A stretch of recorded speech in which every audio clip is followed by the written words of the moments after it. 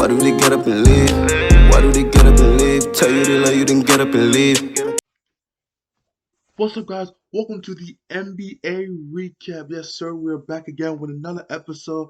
You know, I'm gonna try and post every single day. That's who I am. That's what I'm gonna try to be. Obviously, I have school, so maybe times will differ, but most of the time, I'll be trying to post every single day. So, without further ado, let's get into some of these games. Alright, so for the first game of the day we want to talk about is the Pels versus the Celtics. Man, that game was so fun last night. I love seeing the Pelicans work together and actually win games working together. That is insane. I love how your team is finally starting to click on both ends of the floor. Especially guys like Zion Williams, who turn into like a point forward sometimes, where he's just dishing out to Brandon Ingram for the easy three, just like they did last play. And man, they were doing great things. I love the way the ball was moving. Stan Van Gundy actually called a great play for Zion, man. Imagine Stan Van Gundy actually calling plays for Zion at the end of quarters, man. That is insane. But congrats to you Pelicans, man. This was a big win for y'all. The Celtics are a great team, and y'all finally beat them. Congratulations. For the Celtics, man, you guys played pretty well. Obviously, I feel like you guys had a disadvantage because you guys are not really that big in the paint. You guys are like pequito small. But hey, you guys still played your heart out. Jason Tatum got clamped by Josh Hart, bro. At the end of the fourth and in overtime, Josh Hart was clamping that ass. Alright, he was clamping that ass. But hey, congrats to you. But you guys, I feel like you guys are going a step in the right direction. Your two wings, and Jason Tatum and Jaylen Brown. Even though Jaylen Brown didn't have a great game last night, he was still contributing on all ends of the floor, and I appreciate him for that. And different guys are coming in and making their statement. Also, by the way, that JJ Redick technical ejection was stupid. That's just my thing. That's just my thing. All right, so the next game we want to talk about is the 76ers versus the Raptors. Now I know Sixers fans were very upset when I didn't talk about their team in my first ever video. I know, okay, but now you're here, man. This might be the main topic of the video. But the 76ers, man, took an L to the Raptors, man. Bound to happen. I mean, for the Raptors, they're starting to play really great basketball. Like ever since inserting Pascal Siakam at the five and getting OG Anunoby back, they've been on their shit. Like they have been winning these games. Fred VanVleet is still doing his thing. Pascal Siakam is doing his thing at the five and putting the clamps on Joel Embiid. I feel like for the Sixers, Joel Embiid was just. I think this was an okay game for him, but I think he was just trying to get to the foul line too much. Like he didn't really have that great of a game where he's just like that dominant force that he's been. Like he still had 25 and 17 with like I believe like 3 or 4 assists, but he was just trying to get to the foul line, trying to shoot as many foul shots as he could. But I feel at the end of the day, like Joel Embiid has to be that MVP caliber type of player. You have to get in the paint and dominate, and that's what he was trying to do. But obviously, Pascal Siakam was on that ass.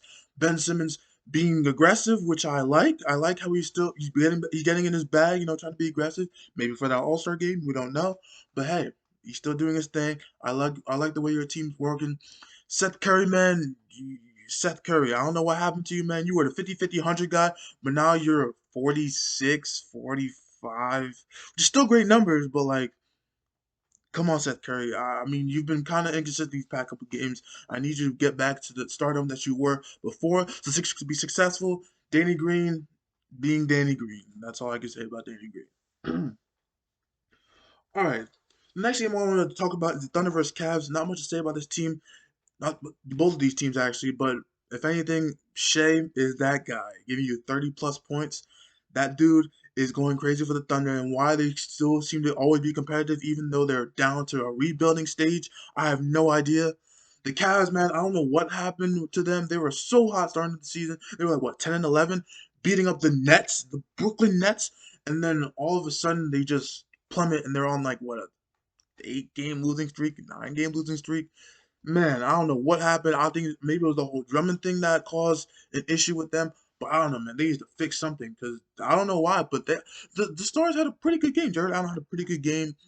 I believe Darius Garland had a good game. I think Colin Sexton. I don't know if he played. That's what I'm saying. I didn't really tune in too much this game. I think Colin Sexton had a good game with like 20 something points. So I don't know what's going on with them, but they need to fix it. Maybe you should get Kevin Love back. I don't know, but that dude's always injured for some reason. I don't know why. Next thing I want to talk about is the T-Wolves versus the Knicks, a game that I tuned into. And Karl Towns had a pretty decent game, but obviously they lost to the Knicks because that defense was on that ass. I'm sorry, but the Knicks are trying to, under Tom Thibodeau, they are trying to get back into that stardom that they were before, where it was the Carmelo Anthony's of the world, the JRs of the world. Like they're trying to get back to that point where they are trying to beast in the East, and I appreciate them for that. And all the whole culture is now changed. Where they people have to respect them now because they're the Knicks, and that defense is going crazy. For the T Wolves, man, bad loss. I need, like I said, I believe I said in my last video. Malik Beasley, man, I need more than 8 points, man. You were what, a 20-point score or a 20-point score, man. I need at least 15 to 20 points from you, man. The only way that T Wolves can be successful is if Malik Beasley and Karl Towns are on their shit. If they're not both compatible, then else. But also, hey, you might be good on the new coach because I heard your coach Ryan Saunders just got fired last night, literally 30 minutes after the game, and they replaced it with the Toronto Raptor coach. I don't really know who that coach is, but I know he's a pretty good guy. I guess considering he's from the Raptors and they went on a championship run, and they're getting back into their bases now. But hey, we'll see. Next thing I want to talk about is the Nuggets versus the Hawks. Man, the Nuggets versus the Hawks, man. Nikola Jokic. Are you taking a step back for Jamal Murray? No, let me stop. But hey, Jamal Murray is getting back on his consistent basis, giving you a 30-point game, which I enjoy, which I like from him. This is what I want to see from him. Nikola Jokic, I think he's taking like a bit of a step back, just a little bit, for Jamal Murray to cook up and get back into a starting status. They obviously took an L in this game, but hey, it comes and it happens. They try to have like something happen in the couple. I think the last half, and they're trying to get back into the game, but obviously didn't really pan out that well. The Hawks, man, Trae Young doing his thing, 35 and 15, I believe. Man, that was a good game for him. John Collins, I believe, had an improved game. It wasn't like a great game, but it was definitely improved from his last game, which was very bad for him. I think Trae Young is trying to carry this team through all the injuries that are happening. We don't even know when Chris Dunn is coming back, if he ever comes back. Rajon Rondo in and out of the lineup. Danilo Gallinari's been trashed this year, so I don't know. Maybe they'll try to get back into where they were before, but I think now they're turning in the right direction of being that team that can be beaten or not, or be the team that has to be beat going into the next round of the playoff series. Next game on tuning is the Pistons versus Magic. Not much to say about the game. I didn't really watch it that much, but I will say Jeremy Grant is still being Jeremy Grant this season.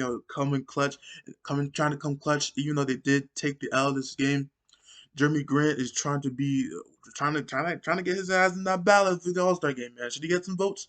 Maybe most improved player award, probably a lock for him this year, but we don't know. The Magic, Nikola Vucevic is still cooking up everybody, still making everybody recognize who he is. I'm pretty sure he'll probably be an All-Star this year, but hey, we don't know. We don't know, man. We don't know what's gonna happen with him. Maybe he tries everything he can to get in the All-Star game, but maybe he doesn't. Sucks. The East is very tough to predict this year about who's gonna be an All-Star, who's not gonna be. So the next thing we'll talk about is the Just going in order here, and it's the Nets versus the Clippers. The potential finals preview of what the game is supposed to watch. And it was very weird that they put it at 8:30, maybe for ratings. I don't know why, because usually West games are usually at like 10 o'clock over in here. I'm in Eastern time, so it's roughly around 10 o'clock when these games start. So I don't know why it was so early, maybe for ratings, but I don't know. But getting into these games, can this is against my Nets, my Nets. I love these Nets so much, but can anybody really beat this team? Can anybody beat this team? They just took out one of the most difficult one of the most different conferences divisions in the league and swept every single game. 5-0 and without Kevin Durant.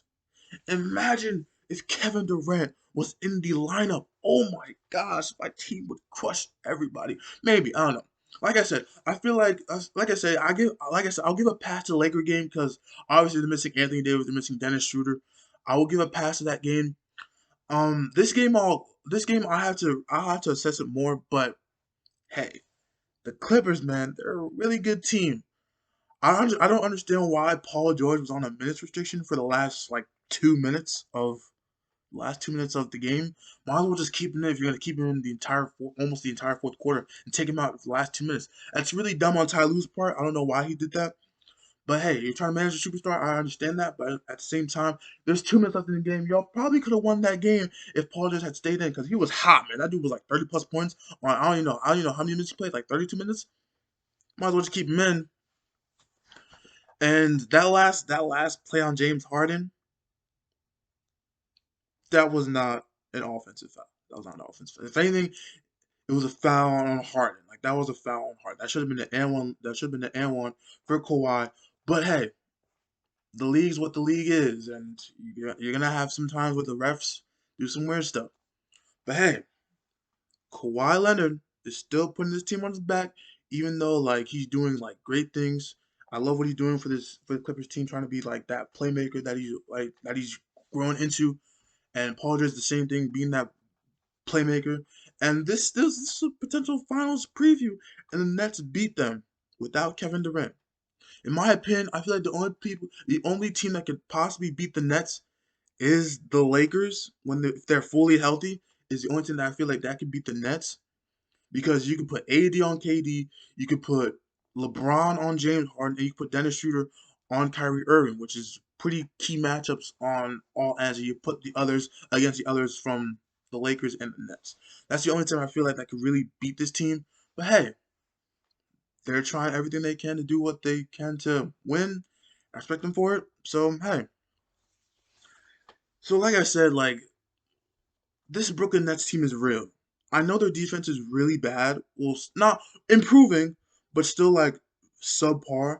But man, their offense just out kills everybody, man. It's so James Harden is back to like where he's just going to be a walking 30-point double double with assists or the walking 30-point triple double. Kyrie Irving is still doing Kyrie Irving things. This dude had a double pump dunk, bro. You cannot let Kyrie Irving dunk in a game. If you let Kyrie Irving dunk in a game, you probably are going to lose that game, if anything.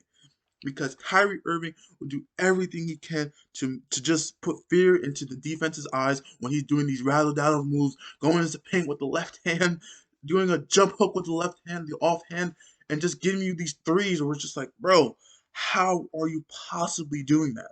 It makes no sense. But that's who he is. That's who he is. For the Clippers, man, I like how you got. This game. You probably should have won this game.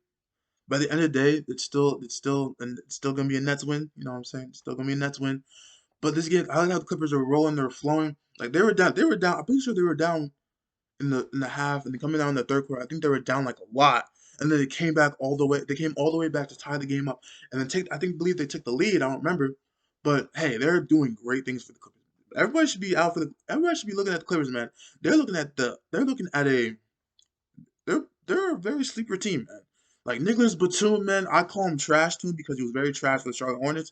But hey, Nicholas Batum is being that guy, man. I used to really not like him when he was on the Hornets because he was doing absolutely nothing. Man, he's been a very good factor for this Clipper team. Like they're just like when they kick it out to the corner, he'll just give you that three. It's just like how is he making that? Because it's such a weird release, but he makes that. It's so weird. I don't know. I don't know what's going on, but hey, they're doing their thing. The next game I tuned into, it was like a late. It was not late, but like it was like a game that really nobody really watched. The Bucks versus the Kings.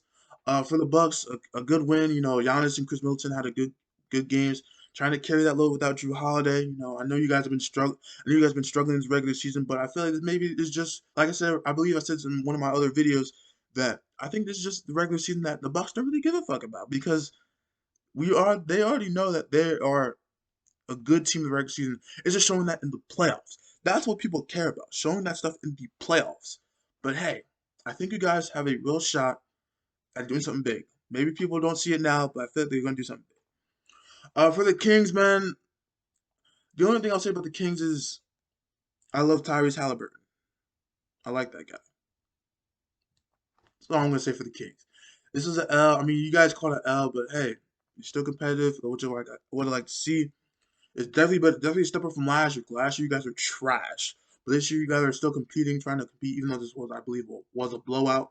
But hey, you guys are still competing, fighting, and trying to be in that playing game. And De'Aaron Fox trying to be an all-star. But hey, you guys still doing your thing, and I appreciate what you guys are doing on the floor and being that menace where you can't leave these guys open. Can't leave these guys open. But anyway, that's all I want to say about these games. Drop your comment down below if you disagree or agree with any of my opinions. And tell me, DM me if you have any questions. I'll probably answer them in my video. And make sure to subscribe, tell your friends, and also please turn on your post notifications so that you can know when I make a video. You can like it, share, and subscribe, and always be able to see me. Cause who can resist? Nah, I'm kidding. But like real talk, like please subscribe, like, comment, share, and make sure you always know that I'll always talk about these games. If not the next day, probably the day after that. And yeah, we out. Peace. Why do they get up and leave? Why do they get up and leave? Tell you to